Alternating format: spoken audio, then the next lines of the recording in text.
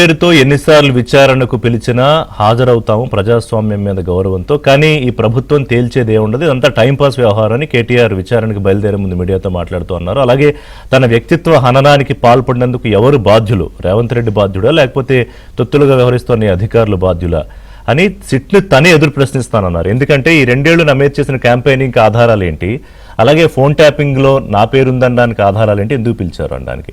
కానీ సుదీర్ఘమైన కసరత్తు చేసిన తర్వాత 100 మందిని విచారించిన తర్వాత 1000 పేజీల డాక్యుమెంట్స్ పెట్టుకున్న తర్వాతే ఆ స్పష్టమైన లింక్ ఎస్టాబ్లిష్ అయిన తర్వాతే కేటీఆర్ని విచారణకు పిలిచినట్టుగా సిట్ అధికారులు చెప్పడం ఒకటి.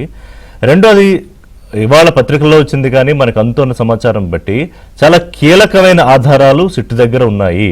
అది ఎలక్టోరల్ బాండ్స్ విషయంలో బెదిరింపులు కానివ్వండి, లేకపోతే వ్యాపారస్తుల బెదిరింపు విషయంలో కానీ, పార్టీ అకౌంట్స్కి వస్తున్న ఫండ్స్ విషయంలో కానీ, అలాగే కేటీఆర్ఏ ఆశ్చర్యపోయేలా కొన్ని ప్రత్యేకమైన సాక్ష్యాలు కూడా ముందు పెట్టే విచారణ చేయబోతున్నారని చెప్పి తెలుస్తోంది. మరి ఆ విచారణ ఎలా జరుగుతుంది, ఎన్ని గంటలు జరిగే అవకాశం కనిపిస్తోంది, అసలు ఇందులో కీలకంగా హరీష్ రావుకి మిగతా నాయకులకి ఇప్పటివరకు సాక్షులుగా పిలిచిన వాళ్ళకి ఇవాళ కేటీఆర్ విచారణకి ఉన్న ప్రత్యేకత ఏంటి, డిఫరెన్స్ ఏంటి, ఈ అన్ని అంశాలు కూడా ప్రస్తుతం అందిస్తారు మా తెలంగాణ బ్యూరో ఇన్ఛార్జ్ నవీన్. ఈ డీటెయిల్స్ అన్ని అప్డేట్ చేస్తారు. అసలు ఈ కేసు పూర్వాపరాలు ఎప్పుడు మొదలైంది, ఏంటి, ఎలా తేలుతుంది, కేటీఆర్ తర్వాత కేసీఆర్ని కూడా విచారణకు పిలుస్తారా, కవిత కూడా ఆరోపణలు చేస్తున్నారు, అసలు ఏం జరగబోతోంది, మొత్తం రాష్ట్రంలో పొలిటికల్ హీట్ సృష్టిస్తోన్న ఈ ఫోన్ ట్యాపింగ్ వ్యవహారం వెనకాల ఏం జరుగుతుందో నవీన్ అప్డేట్ చేస్తారు. Naveen, out to you. మొత్తం మీద తెలంగాణలో ముఖ్యంగా తెలంగాణ రాజకీయాలను కుదిపేస్తున్నటువంటి అంశం ఈ ఫోన్ ట్యాపింగ్ వ్యవహారం. సో కేసీఆర్ ముఖ్యమంత్రిగా పదవి ముగిసిన తర్వాత, ఆయన ఓడిపోయిన తర్వాత రేవంత్ రెడ్డి ముఖ్యమంత్రిగా బాధ్యతలు స్వీకరించిన తర్వాత సో 2024 మార్చిలో ఈ ఫోన్ ట్యాపింగ్ కేసు అనేటువంటిది బుక్ అయింది. సో కేసీఆర్ ప్రభుత్వం గద్దె దిగిన తర్వాత, అంటే గద్దె దిగిన ఒక 2-3 రోజులకే సిట్ అప్పుడు ఉన్నటువంటి ఇంటెలిజెన్స్ ఎస్ఐబి ఆఫీస్లో ఈ హార్డ్ డిస్క్లు కానీ లేకుంటే పెన్ డ్రైవ్లు కానీ లేదా ఫోన్ ట్యాపింగ్ కోసం సేకరించినటువంటి సమాచారాన్ని అంతా కూడా ధ్వంసం చేసినటువంటి అంశం వెలుగులోకి వచ్చింది. సో మార్చిలో 2024 మార్చిలో ఈ ఫోన్ ట్యాపింగ్ గత ప్రభుత్వం పాల్పడింది. ఎవరెవరు పాల్పడ్డారు, ఎవరెవరు దీంట్లో పాత్రదారులు, సూత్రధారులు అనేటువంటి అన్ని అంశాలను ప్రస్తుతం రేవంత్ రెడ్డి సర్కార్ సో దీని మీద దృష్టి సారించింది. దీని మీద ఇప్పటికే ఒక కేసును కూడా బుక్ చేసింది. కేసును బుక్ చేసిన తర్వాత గత ప్రభుత్వంలో ఎస్ఐబిలో కీలకంగా పనిచేసినటువంటి అప్పటి ఎస్ఐబి చీఫ్గా ఉన్నటువంటి వ్యక్తులే కావచ్చు, లేదా టాస్క్ ఫోర్స్ సంబంధించినటువంటి డీసీపీలే కావచ్చు, వీళ్ళందరినీ కూడా ఈ విచారణకు పిలిచి వాళ్ళందరి ప్రమేయం ఉందని చెప్పి నిర్ధారించిన తర్వాత వాళ్ళందరినీ కూడా అరెస్ట్ చేసి విచారణ చేసి వాళ్ళందరినీ కూడా రిమాండ్కు తరలించారు. తర్వాత వీళ్ళంతా కూడా ప్రస్తుతం బెయిల్ మీద విడుదలయ్యారు. సో ఫోన్ ట్యాపింగ్ చేసినటువంటి వాళ్ళు, పాల్పడ్డటువంటి వాళ్ళు పోలీస్ అధికారులు అయితే సో ఎవరి ఆదేశాలతో ఈ ఫోన్ ట్యాపింగ్ జరిగింది, ఏ ఉద్దేశంతో ఈ ఫోన్ ట్యాపింగ్ జరిగింది, సో ఏ ప్రయోజనాలు ఈ ఫోన్ ట్యాపింగ్లో ఉన్నాయి అన్న దాని మీద ఇప్పుడు సిట్ దృష్టి సారించింది. సో ఫోన్ ట్యాపింగ్ జరిగింది అనేటువంటి ఆధారాలన్నింటినీ కూడా బయట పెట్టిన తర్వాత సో ఫోన్ ట్యాపింగ్కు గురైనటువంటి వాళ్ళు, ఫోన్ ట్యాపింగ్కు బలైనటువంటి వాళ్ళు, సో విక్టిమ్స్గా ఎవరైతే ఉన్నారో సో వాళ్ళందరినీ కూడా సిట్ గుర్తించి వాళ్ళందరినీ కూడా వాళ్ళ స్టేట్మెంట్స్ని కూడా రికార్డ్ చేసింది. సో ఇక గత 2 ఏండ్లుగా అంటే 2 సంవత్సరాలుగా ఒక ఇంతకుముందు కేటీఆర్ చెప్పినట్టుగా ఒక టీవీ సీరియల్ లాగా సాగుతున్నటువంటి సిట్ విచారణ ఒక తుది అంకానికి చేరినట్లేనా అనేటువంటి అనుమానాలు అయితే మనకు కనిపిస్తున్నాయి. ఎందుకంటే గతంలో వేసినటువంటి సిట్కి ఇప్పుడు విచారణ కొనసాగుతున్నటువంటి సిట్కి చాలా తేడా ఉంది. సో ప్రస్తుతం ఆ సిట్కి చీఫ్గా so Hyderabad police commissioner Sajjanar వ్యవహరిస్తున్నారు. సో సిట్లో చాలామంది ఉన్నత అధికారులను అలానే కీలకమైనటువంటి అధికారులను గతంలో అనేక విచారణలను సమర్థవంతంగా పూర్తి చేసినటువంటి అధికారులను ఈ సిట్లో వాళ్ళందరినీ కూడా నియమించారు. సో ఇప్పటి వరకు ఎవరైతే ఏదైతే ఈ ఫోన్ ట్యాపింగ్ చేసినటువంటి గత ప్రభుత్వంలో కీలకంగా ఎస్ఐబిలో పనిచేసినటువంటి అధికారులను, పోలీస్ అధికారులను విచారణ జరిపి వాళ్ళని అరెస్ట్ చేసింది.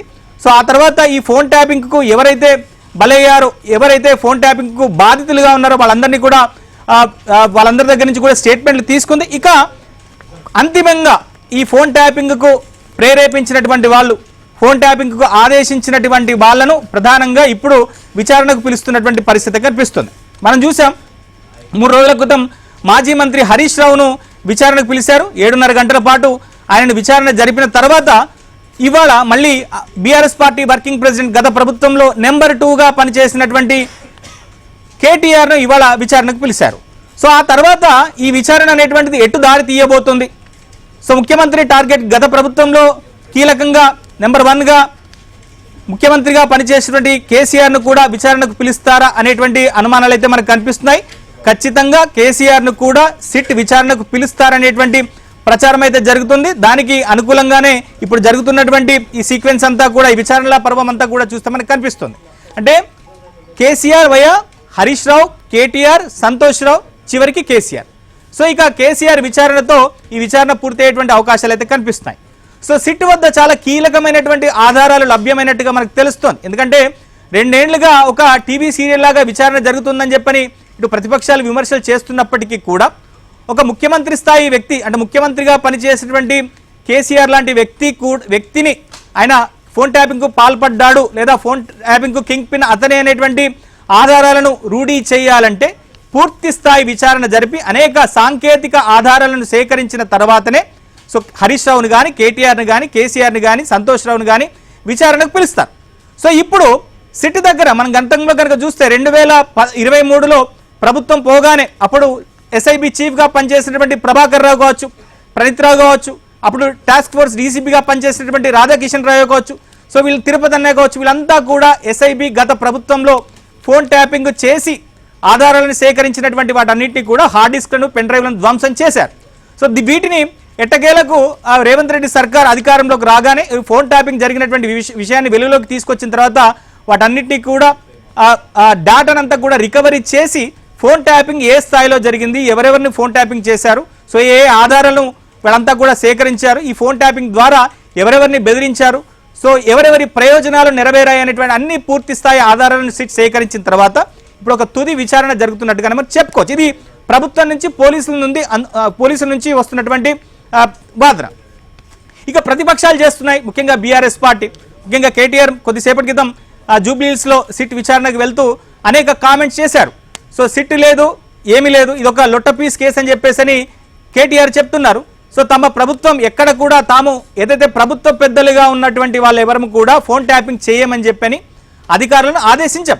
ప్రభుత్వానికి కావాల్సినటువంటి సమాచారాన్ని సేకరించేటువంటి క్రమంలో పోలీస్ అధికారులు కానీ, నిఘా విభాగం కానీ, సో వాళ్ళకు ఉన్నటువంటి పద్ధతిలో, వాళ్ళకి తెలిసినటువంటి పద్ధతిలో సో ఫోన్ ట్యాపింగ్ చేయొచ్చు, ఇతరత్ర ఏదైనా చేయొచ్చు, సమాచారాన్ని సేకరించి ప్రభుత్వ పెద్దలకు ఇస్తారు అంతే తప్ప తాము ఫోన్ ట్యాపింగ్ చేయమని ఎక్కడ కూడా చెప్పము.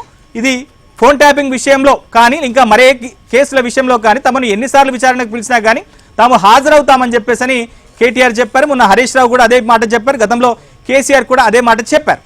సో ఈ విషయాన్ని కనుక మనకు చూస్తే, ముఖ్యంగా ఫోన్ ట్యాపింగ్ వ్యవహారాన్ని కనుక చూస్తే కేసీఆర్ ప్రభుత్వంలో ముఖ్యంగా 2022-23 సంవత్సరాలు, అంటే ఒక 2 నుంచి 3 సంవత్సరాల్లో ఒక ముఖ్యంగా పార్టీకి సంబంధించినటువంటి మంత్రుల్లోనే ఒకంత అయోమయం ఉన్నటువంటి పరిస్థితి ఉంది. ఎందుకంటే ఎవరు కూడా మామూలు ఫోన్ కాల్స్లో ఫోన్లు మాట్లాడినటువంటి పరిస్థితి లేదు.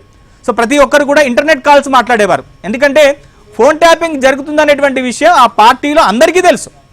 సో ఖచ్చితంగా ఫోన్ ట్యాపింగ్ జరిగిందనేటువంటి విషయాన్ని ఇప్పుడు బీఆర్ఎస్ నాయకులు, అంటే మొన్న విచారణకు హాజరైనటువంటి హరీష్ రావు చెప్పకపోయినా, ఇవాళ కేటీఆర్ చెప్పకపోయినప్పటికీ కూడా గత ప్రభుత్వంలో చివరి 2 సంవత్సరాలు ఉన్నటువంటి పరిస్థితులను కనుక చూస్తే ఏ స్థాయిలో ఫోన్ ట్యాపింగ్ జరిగిందో మనం అర్థం చేసుకోవచ్చు. ఇక ఫైనల్గా ఇవాళ కేటీఆర్ జూబ్లీహిల్స్ పోలీస్ స్టేషన్లో ఈ సిట్ విచారణకు హాజరవుతున్నారు. సో కాసేపట్లో ఆయన పోలీస్ స్టేషన్ చేరబోతున్నారు. సో ఇప్పటికే తెలంగాణ భవన్లో భారీ ఎత్తున బీఆర్ఎస్ పార్టీకి సంబంధించినటువంటి శ్రేణులంతా కూడా తెలంగాణ భవన్కు తరలి వచ్చారు. వాళ్ళని ఉద్దేశిస్తూ కేటీఆర్ కొద్దిసేపటి క్రితం మీడియాను అడ్రస్ చేశారు.